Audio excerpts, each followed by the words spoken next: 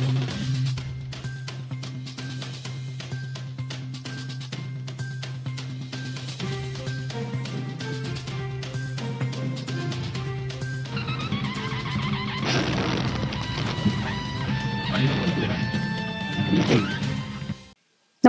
आपण पाहता हिरकणी न्यूज.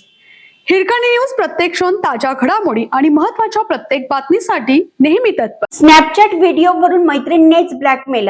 अंबाजोगाईत 8वीच्या मुलीने उचलले टोकाचे पाऊल. अंबाजोगाई शहरातील माळीनगर भागातील 14 वर्षीय शाळकरी मुलगी रिद्धी अशोक चाटे हिच्या आत्महत्येप्रकरणी अत्यंत धक्कादायक माहिती समोर आली आहे.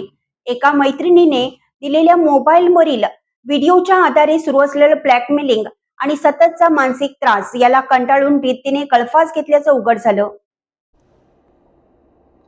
या प्रकरणी तिच्या वडिलांच्या जबाबानंतर अंबाजोगाई शहर पोलिसात 24 जून रोजी 3 अल्पवयीन संशयितांविरुद्ध गुन्हा दाखल करण्यात आला आहे.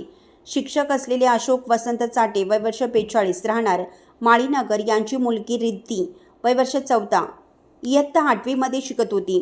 13 मे 2026 रोजी रिद्धीची आई नाईट ड्युटी संपवून घरी सकाळी आली. नातेवाईकांच्या लग्नासाठी आई थारोडला गेल्यानंतर दुपारी रिद्धीने वडिलांकडे आईस्क्रीम मागितले. तिचे वडील आंबेडकर चौक येथे आईस्क्रीम आणण्यासाठी गेले.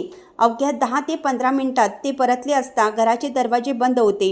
दरवाजा तोडून आत पाहिले असता रिद्धीने फॅनला ओढणीने गळफास घेतल्याचं दिसलं. रुग्णालयात नेले असता डॉक्टरांनी तिला मृत घोषित केलं. CCTV फुटेज आणि फुटलेल्या मोबाईलमुळे गुपित उघड. रिद्धीच्या आत्महत्येचं कारण समजत नसल्याने तिचे मामा खंडेराव माळवे यांनी परिसरातील CCTV फुटेज तपासलं, ज्यामध्ये रिद्धी तिच्या एका अल्पवयीन मैत्रिणीच्या घरी गेल्याचं दिसलं. अधिक चौकशी केली असता त्या मैत्रिणीने रिद्धीला लातूरून आणलेला छुपा मोबाईल वापरण्यास दिल्याबाबत व भीतीने तो कचरा गाडीत टाकल्याचे सांगितले. नंतर तो मोबाईल फुटलेल्या अवस्थेत तिच्या मामाकडे आणून देण्यात आला. त्या मोबाईलमधील सिम कार्ड एका अन्य मुलाचे होते, जे दुसऱ्या एका मुलाने शाळेतील एका अल्पवयीन मुलीच्या सांगण्यावरून रिद्धीला दिलं होतं. स्नॅपचॅट व्हिडिओ आणि ब्लॅकमेलिंग.